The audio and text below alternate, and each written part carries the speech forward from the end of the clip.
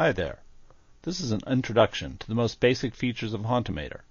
We'll show you the fundamental use case for Hauntimator, that of synchronizing your animatronics actions to an audio file. We'll begin by loading our chosen audio file and listening to it to get a feel for what we want to do. File menu, open audio file, select it, and there it is. Okay, now the next thing we'll do is we'll hit the space bar to play it to get an idea of what it sounds like and how what we want to synchronize will fit into that audio.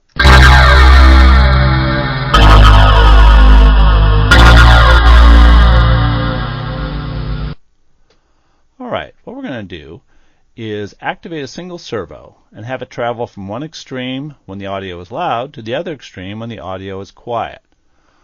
So we'll go to the new PWM channel or hit Control P in the channels menu. We'll name this one audio. We'll select an SG90 servo. We can use one of the generic ones instead. And we're going to assign this to channel S15. We know that port 15 is assigned to the servo on the controller hardware. Save that. Now we're going to add the control values to it. So we want it to start out with a low value at the beginning. So to do that, we hold down the Shift key, click, and drag to where we want. Then we'll very quickly go up to a high value because the audio gets loud. We'll slowly taper down to a low value again as the audio gets quiet. Jump back up to a high value.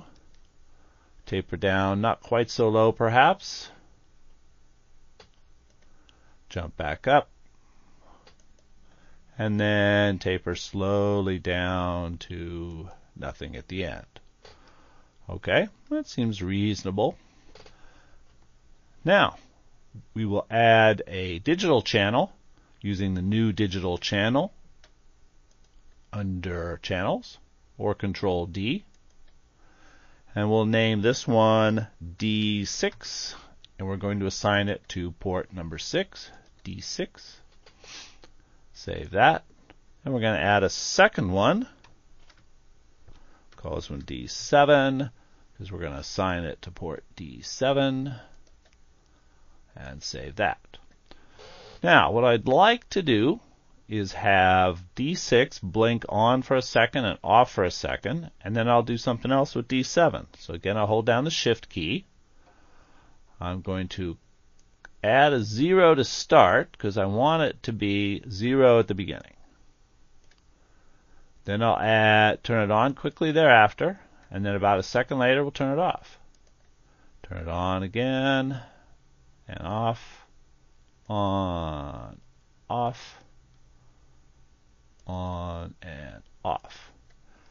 And now what I think I want to do is have D7 just blink very briefly during the intervals where D6 is off. So I'll add a 0 here, and then a 1, and very soon thereafter a 0 again.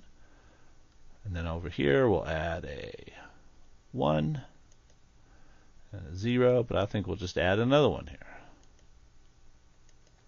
And then over here we'll add 3.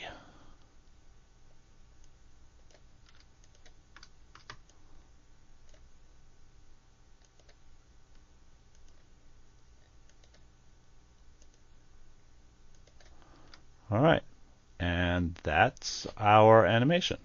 Let's see what we get.